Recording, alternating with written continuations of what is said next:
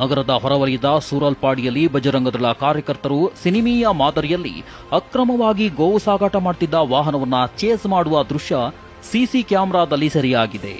ಶುಕ್ರವಾರ ಬೆಳಗ್ಗೆ ಟಾಟಾ ಯೋಧಾ ವಾಹನದಲ್ಲಿ ಗೋ ಸಾಗಾಟ ಮಾಡುತ್ತಿರುವ ಬಗ್ಗೆ ತಿಳಿದ ಬಜರಂಗದಳದ ಕಾರ್ಯಕರ್ತರು ಇನೋವಾ ವಾಹನದಲ್ಲಿ ಚೇಸ್ ಮಾಡಿದ್ದಾರೆ. ಜಡಪದವು ಹಾಗೂ ಸೂರಲ್ಪಾಡಿ ನಡುವೆ ಜಾನುವಾರು ಸಾಗಾಟದ ಟಾಟಾ ಯೋಧಾ ವಾಹನ ಹಿಂಬಾಲಿಸಿ ಬಜರಂಗದಳ ಕಾರ್ಯಕರ್ತರು ವಾಹನ ತಡೆದಿದ್ದಾರೆ. ಈ ವೇಳೆ ಗೋ ಸಾಗಾಟ ಮಾಡುತ್ತಿದ್ದ 4 ವಾಹನ ಬಿಟ್ಟು ಪರಾರಿಯಾಗುತ್ತಿರುವುದು ಕಂಡುಬಂದಿದೆ.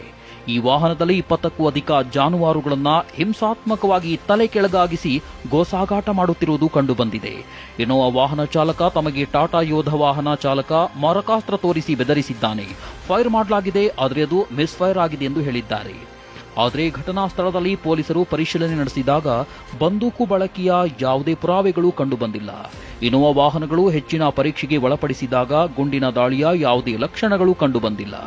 ಘಟನಾ ಸ್ಥಳದಲ್ಲಿರುವ ಸಿಸಿಟಿವಿ ಫೂಟೇಜ್ ಕೂಡ ಅಂತಹ ಯಾವುದೇ ಬಂದೂಕು ಬಳಸಿರುವುದನ್ನು ತೋರಿಸುವುದಿಲ್ಲ. ಆದರೆ ಟಾಟಾ ಯೋಧಾ ವಾಹನ ಇನೋವಾ ವಾಹನ ನಡುವೆ ಘರ್ಷಣೆಯಾದ ಚಿಹ್ನೆ ಕೂಡ ಕಂಡುಬಂದಿದೆ ಎಂದು ಪೊಲೀಸರು ಮಾಹಿತಿ ನೀಡಿದ್ದಾರೆ. ಈ ಬಗ್ಗೆ ಬಚ್ಪೆ ಠಾಣೆಯಲ್ಲಿ ಪ್ರಕರಣ ದಾಖಲಾಗಿದೆ.